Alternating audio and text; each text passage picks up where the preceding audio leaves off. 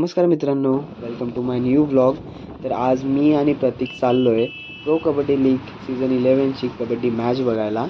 आणि ही मॅच होती रात्री 8 वाजताची आणि आम्ही घरातून निघालेलो 6:30 वाजता. इव्हिनिंग असल्यामुळे थोडीशी ट्रॅफिक आम्हाला लागली, पण प्रतीकची बाईक असल्यामुळे आम्ही बरोबर टाईममध्ये मॅच बघायला पोचलो.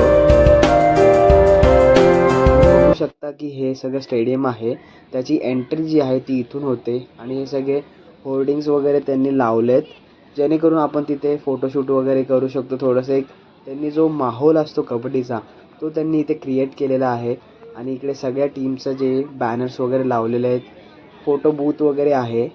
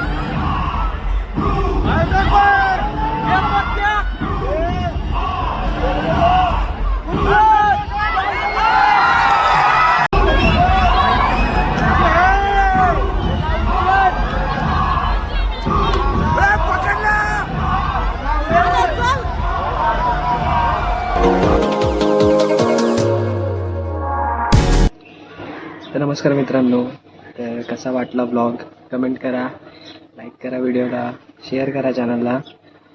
तर मी पुण्यावरून इकडे घरी आलो आहे परत.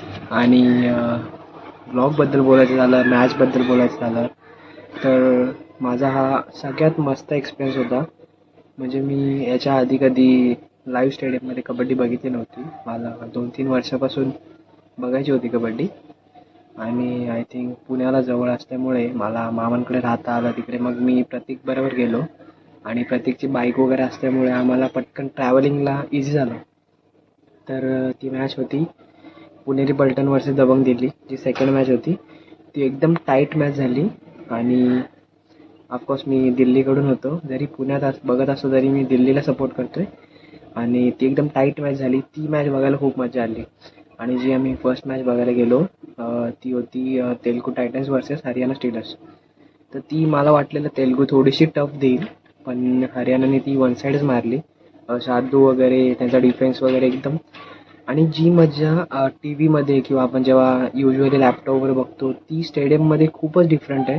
कारण की स्टेडियमची वाईब, तिकडच्या क्राऊडची एनर्जी, कॉमेंटेटर वगैरे जे ते एनर्जी बूस्ट करतात, मजा आली आहे. आणि जी लाईव्ह जी म्हणजे जे रेड आणि जे टॅकल्स, ती मुवमेंट त्यांची खूप फास्ट आहे. जे आपण बघतो तर ती बघायला खूप एक वेगळी मजा येते. इंटेन्स मुवमेंट्स होतात त्यांच्यात आणि खूप मजा आली.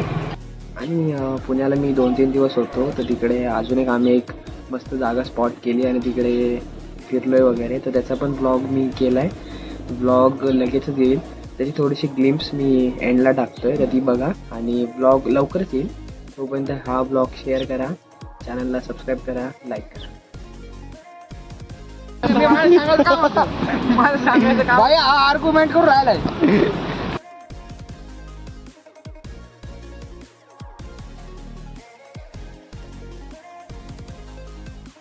म्हणायचं याच्यासाठी लहानपणी भाई ट्रेड करायचो की तू एवढे दे मी एवढे घेतो. टाईप करून दे, सॉल्व करतो. चाल चाल भाई विसरलो.